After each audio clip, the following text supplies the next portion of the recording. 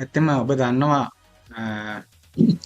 ලෝකේ අපි පාවිච්චි කරන ෆිසිකල් කරන්සි වර්ග රාශියක් තියෙනවා. දැන් අපි දන්න දෙයක් තමයි ශ්‍රී ලංකා රුපියල්. ඉතින් ශ්‍රී ලංකාව විතර නෙමෙයි රුපියල් තියෙන්නේ. ඉන්දියාවේ රුපියල්. එතකොට අපි තුමු එක්සත් අරාබි එමිරාත්යේ ඩිරාම්. එතකොට තව විවිධ රටවල විවිධ කරන්සි තියෙනවා. ඩොලර්ස්, ඇමරිකන් ඩොලර්ස් වෙන්න පුළුවන්, ඕස්ට්‍රේලියානු ඩොලර් වෙන්න පුළුවන්, සිංගප්පූරු ඩොලර්ස් වෙන්න පුළුවන්. ඒ වගේ. එතකොට විවිධ රටවල විවිධ කරන්සි වර්ග තියෙනවා. මම දන්න තරමේ ලෝකයේ මේ කරන්සි වර්ග 150කට වැඩි. ඉතින් මේ හැම කරන්සි එකම ෆිසිකල් කරන්සි එකම ප්‍රධාන ප්‍රශ්න කීපයක් තියෙනවා. ඒකේ මම ප්‍රධාන ප්‍රශ්න තුනක් ඔබත් එක්ක පොඩ්ඩක් සාකච්ඡා කරන්නම්. පළවෙනි ප්‍රශ්නේ තමයි මේ කරන්සි වල වැලියු එක වටිනාකම බාල්දු වෙනවා. ඩොලරයකට සාපේක්ෂව. ඉතින් අපේ රටෙත් එහෙම තමයි. ඔබ දන්නවා ඩොලර් එකකට රුපියල් වලින් 150ක් 180 තිබ්බ කාලෙ තිබ්බා. ඉදන්න කාලෙ විතර. දැන් ඒක 300ටත් එහා ගිහිල්ලා. ඒ වගේ ලෝකේ රටවල සමහර කරන්සි බාල්දු වෙනවා ඩොලරයට සාපේක්ෂව. ඒක එක ප්‍රශ්නයක්. දෙවෙනි ප්‍රශ්නේ තමයි ඔබ දන්නවා අපේ සල්ලි අපිට තියාගන්න බෑ. ඒකට නිසි ආරක්ෂාවක් නැහැ. ඒක හැම වෙලෙම යම් කිසි කෙනෙක් බොහෝ වෙලාවට වරකම් කරන්න බලන්නේ. එහෙම නැත්නම් මංකොල්ල කරනවා. එහෙනම් ඒවට හොඳ ආරක්ෂාවක් තියන්න බෑ. බැංකු පවා කඩන අවස්ථා තියෙනවා, ATM මැෂින් කඩන අවස්ථා තියෙනවා. ඉතින් එහෙම අවස්ථා ඉතින් අනාරක්ෂිත ස්වභාවයක් මේ කරන්සි වල තියෙනවා. තුන්වෙනි ප්‍රශ්නේ තමයි හොරසල්ලි වෙළඳ පොලේ තියෙනවා. කියන්නේ එහා සමානව නිල නොවන රජය විසින් නිකුත් නොකළ මුදල් හැම මුදල් ඒකකයම වගේ ලෝකේ තියෙනවා. ඉතින් ඒවට නීති සකසලා තියෙනවා. නමුත් ඒවා භාවිතා වෙනවා.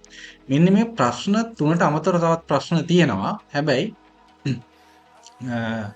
මේ ප්‍රශ්න වලට උත්තරයක් ලෝකෙ හෙව්වා.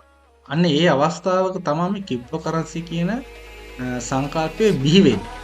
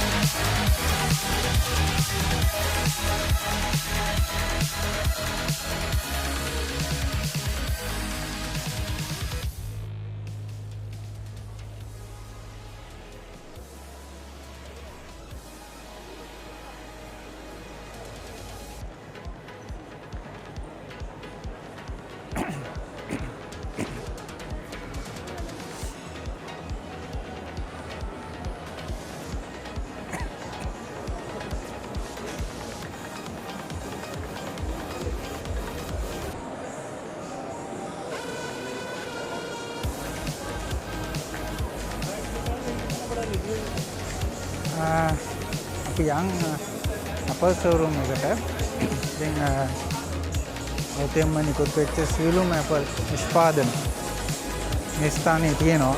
ඒවා බලන්න පුළුවන්. ඉතින්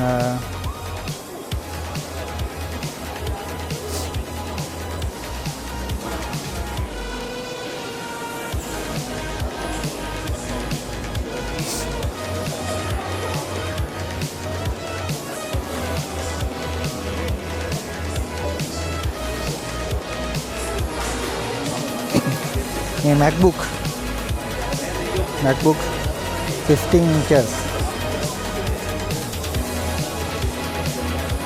ඒක DRAM වලින් තමයි තියෙන්නේ. DRAM 4999ක් වෙනවා.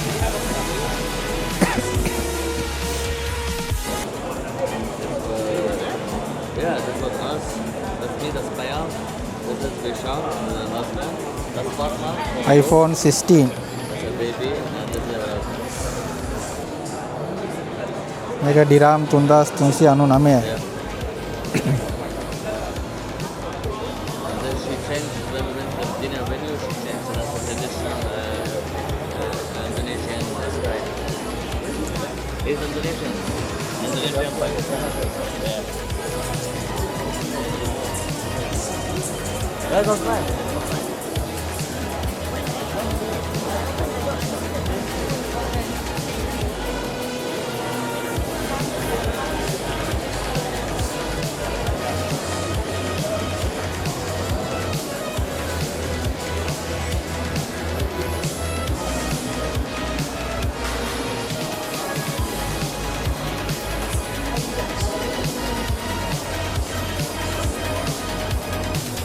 iPhone 16 Plus. මේක 3799 DRAM.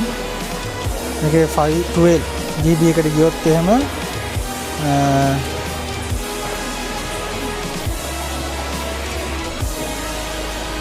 DRAM 5049ක් වෙනවා.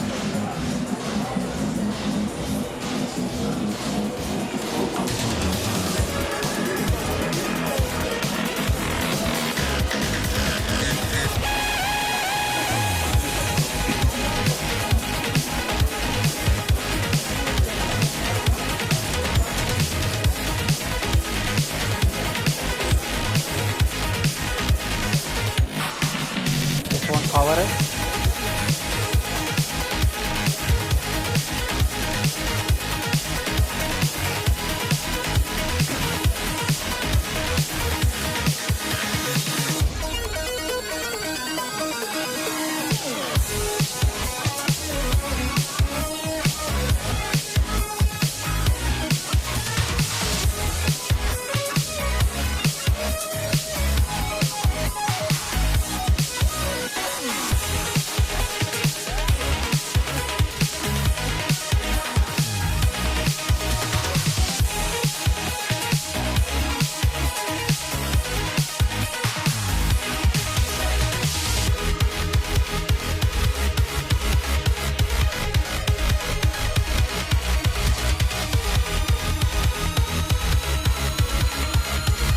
ඉතින් Apple showroom එකේ මම ගොඩක් වෙලා එහි මෙහි ඇවිදලා බැලුවා ෆෝන් වල ගණන් ඒවා අතපත ගාලා බලන්න පුළුවන්.